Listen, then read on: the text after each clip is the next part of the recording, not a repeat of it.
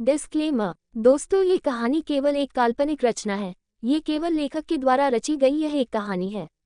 इसका वास्तविक जीवन से कोई भी संबंध नहीं है। कृपया आप कहानियों को केवल मनोरंजन की दृष्टि से ही सुने, और साथ ही अगर आप इस चैनल नॉवल स्टोरी 2.6 पर पहली बार आए हैं तो चैनल को सब्सक्राइब और वीडियो को भर भर लाइक करना ना भूलें। धन्यवाद।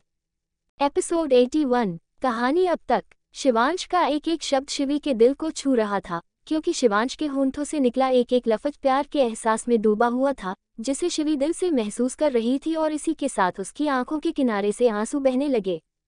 शिवांश के लिए अब खुद को और रोकना बहुत मुश्किल हो रहा था। उसने शिवी के होठों पर अपने होंठ रख दिए और उसे बहुत ही सॉफ्टली किस करने लगा। इसी के साथ शिवी को एक तेज दर्द का एहसास हुआ। कुछ पलों के लिए वो शिवांश की पकड़ से छूटने के लिए छटपटाने लगी, लेकिन शिवांश बहुत ही प्यार से उसे किस करते हुए और अपने दूसरे हाथ से उसकी कमर को बहुत ही सॉफ्टली सहला रहा था, जैसे उसे रिलैक्स करने की कोशिश कर रहा हो। और ऐसा हुआ भी। धीरे धीरे शिवी रिलैक्स होने लगी और अब उसके जिस्म के साथ उसका दिल भी शिवांश के प्यार की बारिश में भीगने को तैयार था। पूरी रात शिवांश और शिवी एक दूसरे की बाहों में खोए रहे। आज दोनों सही मायनों में वो एक दूसरे के हो गए थे। भले ही तान्या ने शिवांश के दिल में शिवी के लिए कितनी भी नफरत भरने की कोशिश की, लेकिन किस्मत में उन दोनों को मिला ही दिया था, हमेशा हमेशा के लिए। अब आगे। कुछ घंटे बाद शिवी सुकून से शिवांश की बाहों में एक गहरी नींद में सो रही थी। शिवी ने अपने बाह से शिवांश की कमर को पकड़ा हुआ था। वही शिवांश हेड रेस्ट से टेक लगाए स्मोक कर रहा था। उसकी नज़र रह रहकर शिवी के छोटे से मासूम चेहरे पर जा रही थी, जिस पर आंसुओं की लकीरें साफ जता रही थी कि शिवी को कितना दर्द बर्दाश्त करना पड़ा था। शिवी को देखते हुए शिवांश की आंखों में कई तरह के इमोशन आ जा रहे थे। आज उसे तान्या की कही हुई वो सारी बातें जो उसने शिवी के खिलाफ उसके दिल में नफरत पैदा करने के लिए कही थी, यहाँ तक कि यह भी किसी भी की शिवी वजन नहीं है, वो सब झूठी साबित हो रही थी। क्योंकि आज शिवांश को पता चल गया था कि शिवी पूरी तरह से एक अनछुई और प्योर लड़की थी, जो आज से पहले कभी किसी लड़के के करीब नहीं गई। शिवांश को रह रहकर खुद पर भी गुस्सा आ रहा था कि वो कैसे एक मासूम लड़की की मासूमियत नहीं पहचान पाया, और कैसे वो तान्या की बातों में आकर शिवी को हमेशा हट करता रहा। आज उसे दो लोगों की सच्चाई एक साथ दिखाई दी। एक वो जिसमें 10 सालों तक मासूमियत का झूठा नकाब लगाकर उसे छला, और एक वो जो हमेशा से मासूम ही थी, लेकिन गलतफहमी के चलते शिवांश कभी उसकी मासूमियत को पहचान ही नहीं पाया। फिर शिवी के साथ बिताए उन खूबसूरत पलों को याद कर शिवांश के होठों पर एक सुकून भरी स्माइल आ गई, क्योंकि जो इस वक्त उसकी बाहों में थी वो अब पूरी तरह से तन और मन से उसकी हो चुकी थी। ये सोचकर शिवांश के फेस पर एक दिलकश स्माइल आ गई। उसने सिगरेट को एस्ट्रे में बुझाया और शिवी को अपनी बाहों में कसकर पकड़ा, और फिर उसके फोरहेड को किस करते हुए कहा, आज तुम पूरी तरह से मेरी हो गई हो शिवी, शिवांश खुराना की, और ये शिवांश हमेशा के लिए तुम्हारा हो गया है। अब मैं तुम्हारे और मेरे बीच में किसी को नहीं आने दूंगा, कहकर शिवांश ने एक बार फिर से शिवी के बालों को चूमा और अपनी आंखें बंद कर ली। शिवी भी नींद में शिवांश के सीने में और भी ज्यादा सिमट गई। खुराना मेंशन। हीर अपने बेड पर बैठी हुई सामने रखे हुए फोन को देख रही थी। वो आलथी पलथी मारे अपने दोनों हाथों पर अपनी चिन टिकाए सामने रखे फोन को देखते हुए किसी गहरी सोच में थी। क्या मुझे इन्हें फोन करना चाहिए कि नहीं? पूरा एक दिन हो गया, पर इनका कोई फोन ही नहीं आया, न ही कोई मैसेज। फिर खुद को ही जवाब देते हुए, पर तुझे इतना ज्यादा इंतजार क्यों है हीर, उस खडूस अंश खुराना के मैसेज या फिर कॉल का? और अच्छा ही है ना कि 4 दिन तू चैन से रह पाएगी। फिर हीर ने कुशन को अपनी गोद में रखा और फ्रस्ट्रेट होकर खुद से ही कहा, मुझे भी नहीं पता कि मैं भला क्यों इन्हें मिस कर रही हूँ, मुझे तो उल्टा खुश होना चाहिए ना। फिर फोन को हाथ पर लेकर एक मैसेज करके पूछ लेती हूँ ना कि यह कब तक आएंगे, या फिर वो अभी वहाँ पर क्या कर रहे हैं और कैसे हैं। फिर कुछ सोचकर हीर ने अपने सिर को टैप किया, बुद्धू वो वहाँ पर अपने काम से गए हैं तो काम ही कर रहे होंगे ना। वैसे पूछ लेने में क्या हर्ज है, बस पूछ लूंगी और फिर जल्दी से फोन रख दूंगी। आखिर मैं इनकी बीवी हूँ, तो फॉर्मेलिटी के लिए ही मुझे ऐसे पूछ लेना चाहिए। हाँ, सोचकर ही ने अपने फ़ोन में आज का नंबर डायल कर दिया, लेकिन तुरंत ही डिस्कनेक्ट भी कर दिया और अपने फ़ोन को दोनों हाथों से पकड़कर कहा, नहीं नहीं, मैं उनसे क्या बात करूंगी और क्या पूछूंगी, मैं कोई बात नहीं करने वाली। लेकिन कुछ देर बाद काफ़ी सारी उधेड़ बुन करने के बाद हीर ने आखिरकार अंश का नंबर डायल कर ही दिया, जैसा कि उसने बिल्कुल नहीं सोचा था। अंश ने 2 रिंग में ही उसका फ़ोन रिसीव कर लिया और वहां से अंश की मैग्नेटिक वॉइस हीर के कानों में आई, हेलो। अंश की आवाज़ सुनकर हीर कुछ बोल ही नहीं पाए। उसके दिल की धड़कनें तो एकदम से बढ़ गई थी। जैसे उसे समझ ही नहीं आया कि वो क्या बोले, तभी सामने से एक बार फिर से आवाज आई, हेलो हीर, तुम हो वहाँ? हीर ने जल्दी से कहा, हाँ मैं ही हूँ। वो मैंने पूछने के लिए फ़ोन किया था, क्या वहाँ पहुँच गए कि अभी रास्ते में हैं? और खाना खा लिया कि नहीं? खाया नहीं, खाया तो क्यों नहीं खाया? आपको खाना खा लेना चाहिए, भूखे नहीं रहना चाहिए, वरना भूखे रहने से वीकनेस आती है, और अगर वीकनेस आती है तो हम काम नहीं कर पाते हैं ना। जहाँ पहले हीर एक शब्द बोलने के लिए भी कतरा रही थी, अब हड़बड़ाहट में वो क्या बोले जा रही थी उसे पता ही नहीं चला। उसके मुंह में जो कुछ भी आ रहा था वो बोलते जा रही थी। दूसरी तरफ से अंश ने पहले अजीब नज़रों से अपने फ़ोन की तरफ देखा और फिर दोबारा कान पर लगाते हुए कहा, क्या बात है, बीवी मेरी इतनी परवाह करती है, मुझे आज पता चला। वैसे तुम्हारी बातों से लग रहा है कि बड़ी शिद्दत से मुझे याद किया जा रहा है। अंश की बात सुनकर हीर ने अजीब सा मुंह बनाया और कहा, मैं आपको याद नहीं कर रही हूँ, मैं तो बस यही सब पूछने के लिए फ़ोन किया था। अभी तो आप ऑफिस में होंगे ना, तो आप अपना काम कीजिए, मैं आपका और वक्त बर्बाद नहीं करूँगी। अंश ने हंसते हुए कहा, नहीं हीर, मैं इस वक्त होटल रूम में हूँ, क्योंकि यहाँ पर दिन नहीं रात का वक्त है। हीर ने हैरानी से कहा, रात? ऐसा कैसे हो सकता है? यहाँ तो दिन हो रहा है तो वहाँ रात कैसे हो सकती है? अंश ने अपनी आई रोल करते हुए कहा, माई स्वीट लिटिल वाइफ, मैं एब्रॉड में हूँ और इंडिया के और यहाँ के टाइम में काफ़ी फ़र्क है। हीर ने अपने होठों को गोल करते हुए कहा, ओ ऐसा है क्या? अच्छा, आप बहुत थक गए होंगे ना, आप खाना खाकर आराम कर लीजिए, मैं फ़ोन रखती हूँ। अंश ने तभी उसे रोकते हुए कहा, अभी नहीं हीर, फ़ोन मत रखना, तुम मुझसे बात करो। आखिर हीर ने पहली बार खुद से अंश को कॉल किया था तो वो इतनी जल्दी उसे कॉल डिस्कनेक्ट कैसे करने देता। अंश जो सोफे पर आराम से बैठा हुआ था उसने अपने दोनों पैर सामने टेबल पर क्रॉस करके रखते हुए कहा, हीर चुप क्यों हो, मैंने कहा ना मुझसे बात करो। दरअसल अंश जब से अब्रॉड आया था तब से वो हीर को बहुत ही ज़्यादा मिस कर रहा था। दिन तो किसी तरह मीटिंग्स वगैरह में निकल गया था, लेकिन जब वो होटल रूम में वापस आया उसे रह रहकर बार बार हीर याद आ रही थी। शादी के बाद ये पहली बार था जब वो हीर से दूर हुआ था और कहीं ना कहीं उसे भी एहसास हो गया था कि उसे हीर की आदत हो गई है। इसीलिए वो कोशिश कर रहा था कि जल्द से जल्द अपना काम फिनिश कर वो वापस इंडिया लौट सके।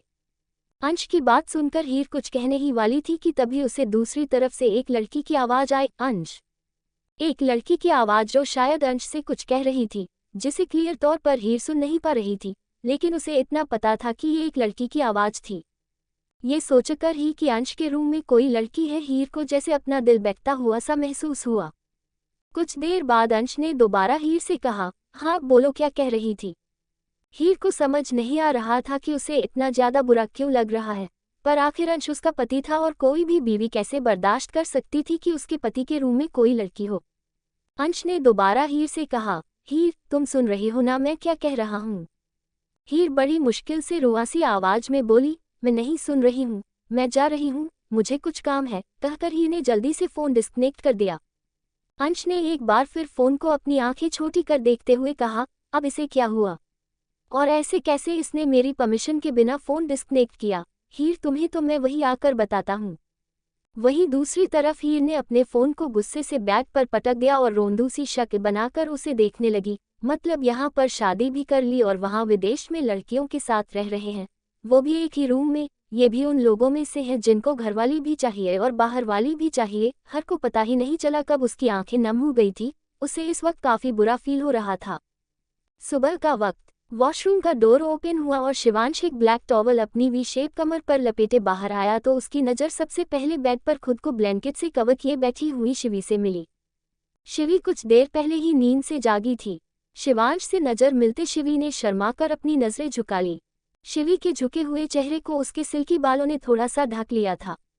शिवी को इतना शर्माते हुए देख शिवांश के होंठों पर मुस्कुराहट आ गई।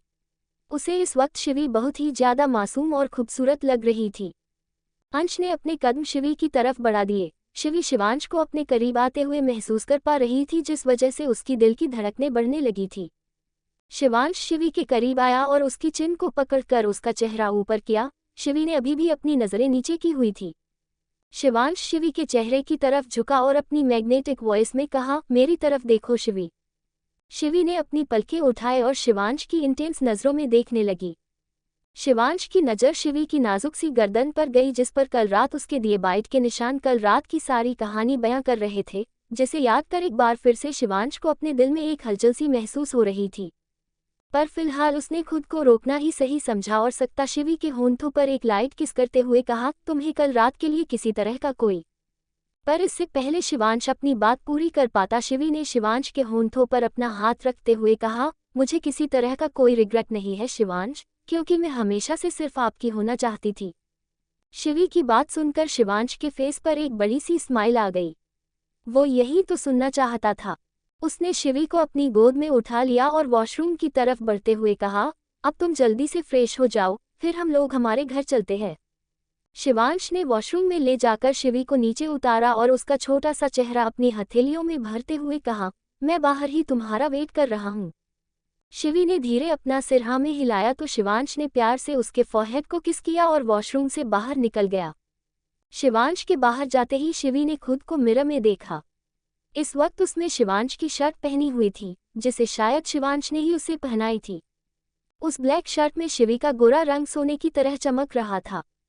शिवी ने खुद को मिरर में देखते हुए ही अपनी शर्ट के एक एक बटन को ओपन किया और लेकिन 2-3 बटन खोलने पर ही शिवी को अपनी बॉडी पर शिवांश के दिए हुए बाइट के निशान नजर आने लगे, जिन्हें देखकर शिवी ने शर्म से अपना चेहरा अपनी हथेलियों में ढक लिया।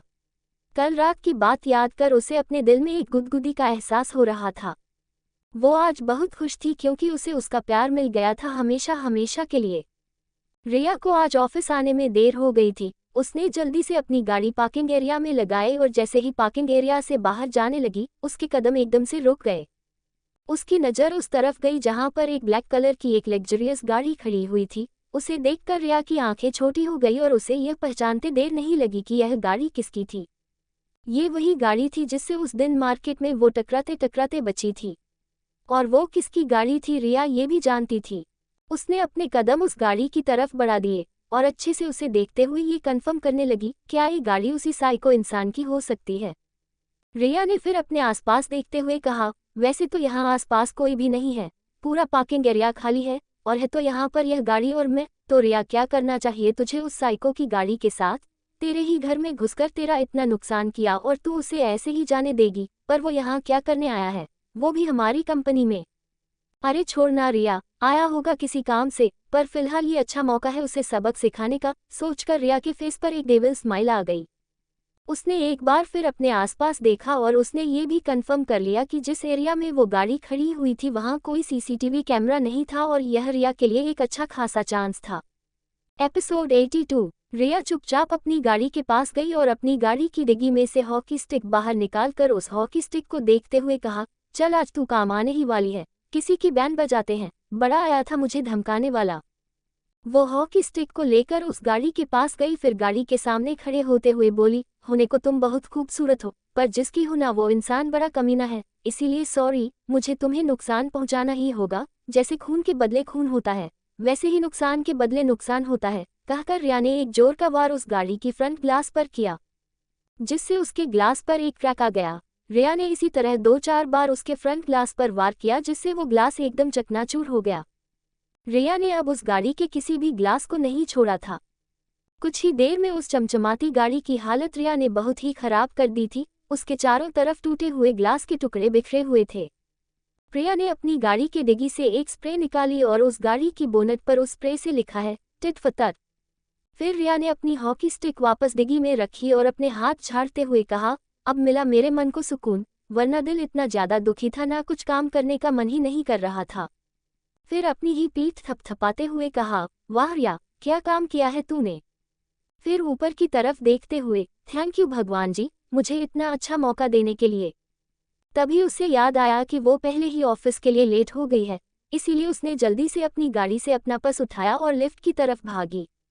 वो अभी अपनी डेस्क पर पहुंची ही थी कि उसकी एक कलीग जल्दी से उसकी डेस्क के पास आए और एक्साइटमेंट में बोली, रिया, तुझे एक गुड न्यूज बताऊं।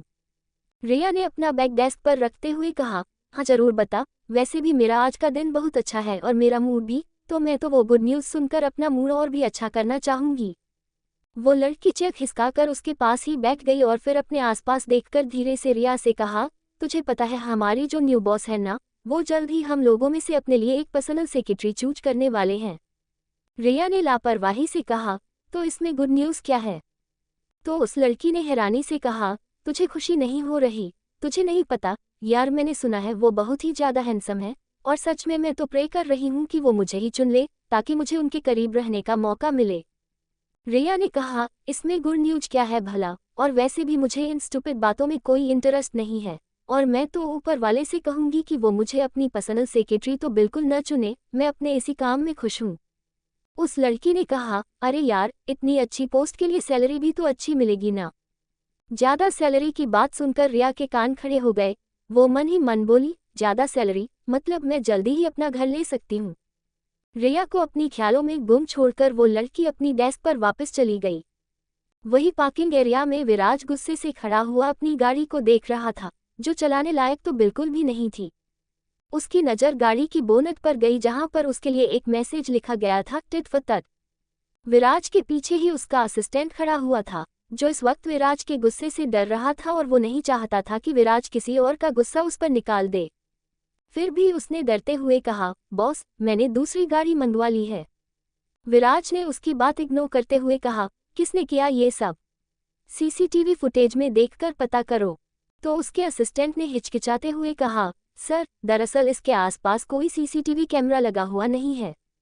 विराज ने अपनी गुस्से से लाल आंखों से असिस्टेंट की तरफ घूर कर देखा और कहा, सी तो मेरी गाड़ी यहाँ पर क्यों पार्क करवाई थी? यह उस जगह पार्क क्यों नहीं हुई जहाँ पर ये रोज पार्क होती थी? असिस्टेंट ने कहा, सर, वहाँ थोड़ा सा कंस्ट्रक्शन का काम चल रहा है, इस वजह से आज के लिए आपकी गाड़ी यहाँ पार्क करने के लिए कही थी। बाकी आप चिंता मत कीजिए, गाड़ी के फ्रंट कैमरा से हमें पता चल जाएगा कि ये हरकत किसकी है। विराज ने उसे ऑर्डर देते हुए कहा, 10 मिनट है तुम्हारे पास। कहकर विराज अपनी दूसरी गाड़ी की तरफ चला गया। उसके असिस्टेंट ने उस गाड़ी को देखा और कहा, कौन बेदर्द होगा जिसने इतनी महंगी गाड़ी की ये हालत कर दी, पता तो लगाना पड़ेगा। कुछ देर बाद वीएस विला। विराज लैपटॉप पर एक वीडियो को बड़े ही गुस्से से देख रहा था। उसने अपनी आदमियों को ऑर्डर देते हुए कहा, ये जहां भी हो वहीं से इसे उठाकर मेरे सामने लेकर आओ। उसके आदमी जो वहीं आसपास खड़े हुए थे, विराज का ऑर्डर मिलते ही वहां से निकल गए। विराज ने एक एक छत पर जोर देते हुए कहा, आज तुम्हारा फुल एंड फाइनल कर ही देता हूं, क्योंकि तुम अपनी हरकतों से बाज नहीं आओगी। सिर्फ आधे घंटे बाद ही, कुछ देर बाद ही विराज के आदमी रिया को पकड़कर विला ले आए। रिया के दोनों हाथ उन आदमियों ने पकड़े हुए थे और रिया उन पर चिल्लाते हुए उन्हें छोड़ देने के लिए कह रही थी, तुम लोगों का दिमाग खराब है क्या? मुझे कहाँ लेकर आए हो? पागल हो गए हो क्या? छोड़ो मेरा हाथ, मैं तो तुम लोगों को जानती भी नहीं हूँ। रिया उन पर चिल्लाते हुए खुद को उनकी पकड़ से छुड़ाने की कोशिश कर रही थी। तभी एक भारी और दमदार आवाज रिया के कानों में आई, पर मुझे तो जानती होगी ना। रिया ने उस आवाज की तरफ देखा तो सामने ही विराज अपने हाथ में वाइन पर गिलास पकड़े हुए बिना किसी एक्सप्रेशन के अपनी ठंडी निगाहों से उसे घूर रहा था। विराज ने अपने आदमियों को जाने का इशारा किया तो उसके आदमी रिया को वहां छोड़कर वहां से चले गए। अब उस हॉल में सिर्फ रिया और विराज ही रह गए थे। विराज ने एक ही सांस में अपना वाइन का गिलास खाली किया और उसे टेबल पर रख अपना एक हाथ पैंट की पॉकेट में रखते हुए अपने कदम उसकी तरफ बढ़ाते हुए कहा, हाँ तो लगता है कि तुम अपना सबक बहुत जल्दी भूल गई, इसलिए तुम्हारी हिम्मत इतनी बढ़ गई कि तुमने मेरी गाड़ी का वो हाल किया। रिया ने ना समझ बनते हुए कहा, कौन सी गाड़ी? किसकी गाड़ी? मैं किसी गाड़ी को नहीं जानती हूँ, और देखो ये बार बार ना तुम मेरे रास्ते में आने की कोशिश मत करो, अब ना मैं तुम्हें जानती हूँ ना तुम मुझे जानते हो। कहकर रिया जैसे ही वहां से जाने के लिए पलटी तभी गेट के बाहर खड़े हुए बॉडीगार्ड ने उसका रास्ता रोक दिया। विराज ने सोफे पर किसी किंग की तरह एक पैर पर दूसरा पैर चढ़ाते हुए कहा, जब तक मेरी बात खत्म नहीं हो जाती है तुम यहाँ से बाहर कदम भी नहीं रख सकती, इसलिए चुपचाप मेरे सामने आकर खड़ी हो जाओ। रिया ने उन हटे कट्टे गार्ड को देखा और फिर पलटकर विराज की तरफ जो उसे ही देख रहा था। फिर उसकी तरफ आते हुए कहा, अपने आदमियों को बोलो कि मुझे यहाँ से जाने दे, वरना मैं इनकी लाशें बिछा दूंगी यहाँ पर, समझे? विराज ने उसे ऊपर से नीचे तक देखा, फिर उसका मजाक उड़ाते हुए कहा, तुम और यहाँ पर लाशें बिछाओगी? विराज के इस तरह से उसकी हंसी उड़ाते देख रिया और भी ज्यादा चिढ़ गई, तुम मेरा मजाक उड़ा रहे हो? तो विराज ने भी अपनी एक भौं चढ़ाते हुए कहा, बिल्कुल, क्योंकि तुम्हारी हरकतें ही ऐसी है। अब मुझे ये बताओ कि तुमने मेरी गाड़ी की वो हालत क्यों की? तो रिया ने कहा, मैंने कहा ना, मैंने ऐसा कुछ भी नहीं किया है। विराज ने एक नज़र उसे घूर कर देखा और फिर अपने सामने रखे लैपटॉप पर वो वीडियो प्ले कर उसकी स्क्रीन रिया की तरफ कर दी।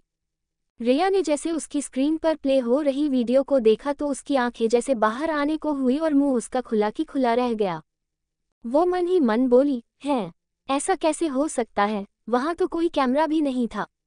रिया को समझ ही नहीं आया कि वो हंसे कि रोए। हंसना उसे अपनी बेवकूफ़ी पर आ रहा था और रोना इस बात पर कि वो जानती थी कि उसके सामने जो शैतान बैठा है ना, वो अब उसे नहीं छोड़ेगा।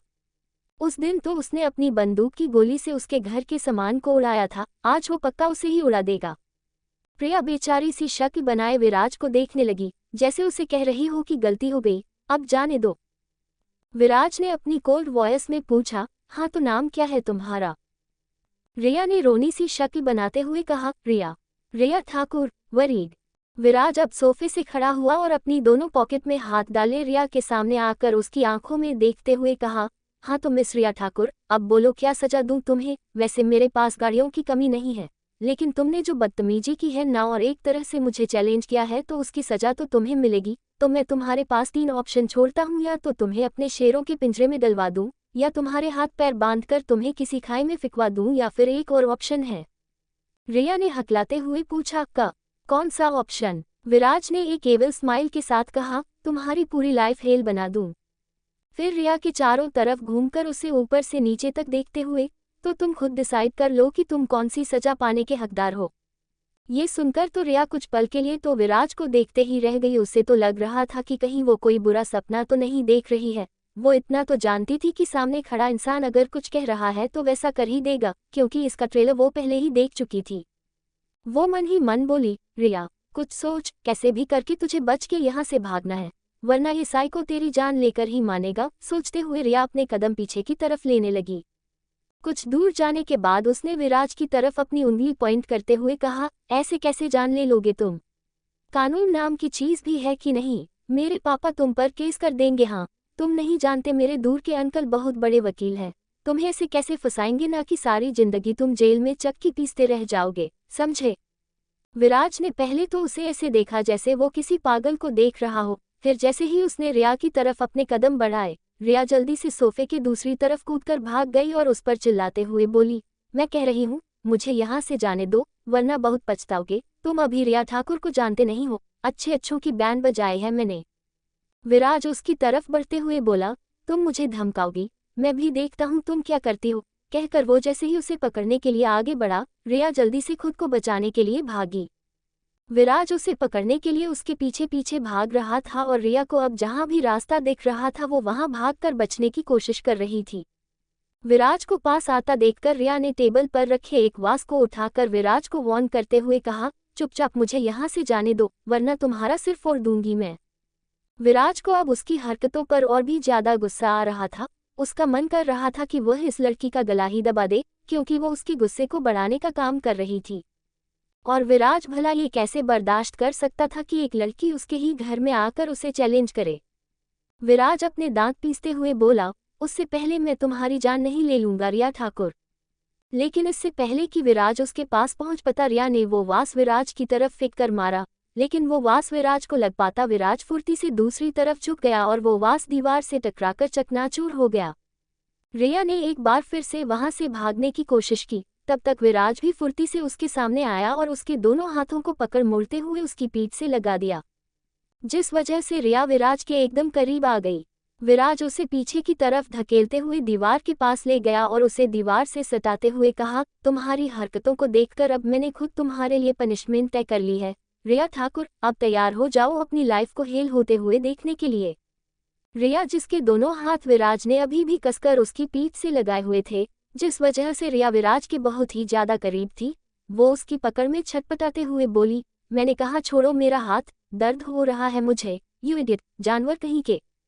पर विराज की पकड़ बहुत ही ज्यादा मजबूत थी, जिस वजह से रिया उसकी पकड़ से छूट नहीं पा रही थी। तो दोस्तों, आखिर कहानी में आगे क्या होगा, यह जानने के लिए इस स्टोरी को सुनते रहिए सिर्फ और सिर्फ novel_story_2.6 चैनल पर। और अगर कहानी आप सभी को पसंद आए तो वीडियो को लाइक, कमेंट और शेयर जरूर करें। धन्यवाद।